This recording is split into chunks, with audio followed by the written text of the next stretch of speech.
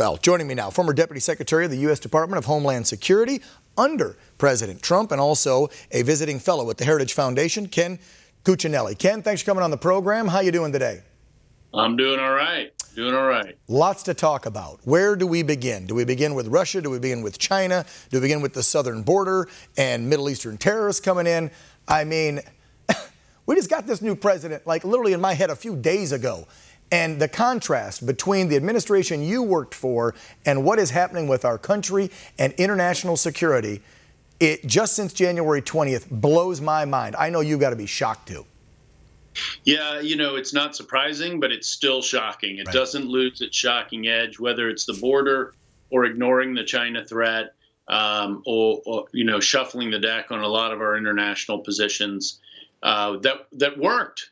I mean, you know, one of my last jokes in the department was, how many Middle East peace agreements does Donald Trump need to get a Nobel Peace Prize? Answer: one more than he gets. Right. And, yeah, he was nominated 4 times, right?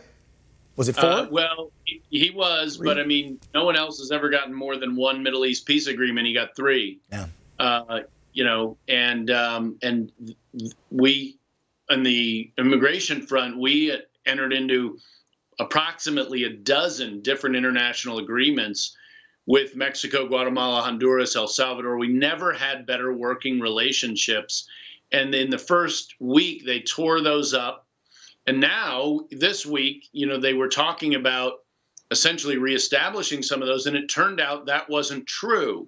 So they even lied about doing things that were effectively redoing what we did in the Trump administration. And unfortunately, to solve that border crisis, they're effectively going to have to choose from the many things we already did. And the last thing on earth they want to do is say they're doing the same thing as the Trump administration in anything. Oh, God, yeah. Oh, no. They will never, ever.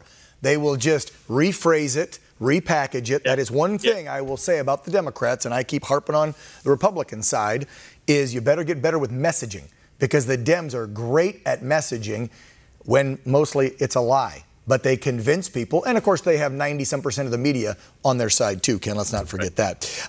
Let's talk about what I think is the vulnerability now of the United States. And I'm not just talking about the southern border, because we already had Congressman Fallon on to discuss that a little bit, but more the international affairs. You were just talking about the Middle East and all those peace deals and peace accords that President Trump worked so hard for, not falling apart, but we've got now some things happening with Iran, with Russia and China getting involved with Iran in the Middle East, with Israel, our very solid, under the Trump administration, ally.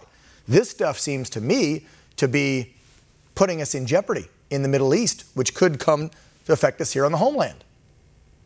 Yeah, there's no question that a big part of our anti-terror strategy after 9/11 was a forward-leaning effort to get after the terrorists on their home turf and make it harder for them to bring the fight to us.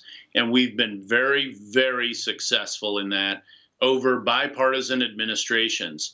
But what you saw evolve out of the Obama administration and into the Trump administration, particularly as it relates to Iran, the central strategic point of long-term concern in the Middle East, is a complete change in that relationship, pulling out of the Iran nuclear deal, putting maximum economic pressure on Iran, and it worked.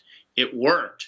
And part of the reason, let's not kid ourselves, part of the reason that Donald Trump could get multiple international peace agreements in the Middle East was because of the growing concern of others in the Middle East about the threat Iran poses to peace, not just for the United States perspective, but from the perspective of almost everyone in that region. Yeah, in the whole region, of course. You know, here we are less than 3 months into the Biden administration, and you're seeing Iran announce they're going to enrich uranium up to 60%. See them just flouting all of these previous restrictions, as we said they would and as we prepared for. But you've got a Biden administration that is extremely unrealistic about all this. Ken, final question to you, about 30 seconds left. I want you to talk briefly about the contrast between how the media and the left, of course, are covering this administration, how they go after Russia, because that's their playbook, while they are forgetting China, which is becoming very aggressive in their region towards Taiwan and other nations and building up now the largest navy. We're over here fighting about should we pay for college and transgenders in sports and all this race war they're trying to create, which I don't think is accurate, while China's getting massive and threatening other nations. And this administration and the media gives China a pass. Your thoughts on that? 20, 30 seconds. The biggest long-term threat to the United States security and the security of the world outside the Middle East is China. Communist China exporting their tyranny around the world, and they're doing it in a variety of very sophisticated ways. It's the most intelligent, strategic, authoritarian regime we've ever seen in the history of the world, and they are aggressive about it. Russia is a nation in decline. They're not an irrelevancy from a security standpoint, but as between the two, our resources and focus and concern should be on China, and that is not consistent with what the Biden administration wants to do, and it's largely, as you said, driven by their preferred narrative, not our American security. Well, Ken, we're out of time, but I'll end on this. I think we know why the Biden administration won't have to go after China. Hunter's laptop proves it. I mean, the stuff's there. Let's be real. This president's not going to go after China because China's made him and his family rich. Out of time. Ken Cuccinelli, thanks for coming on, man. Really appreciate it. You take care. Stay safe. Have a good weekend. You too. Thanks for watching the Heritage Foundation's YouTube channel. With more than 500,000 members, we are the nation's largest conservative research and education institution.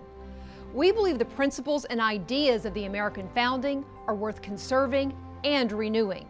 Please help us further our mission by subscribing to this channel and sharing our videos with your family and friends.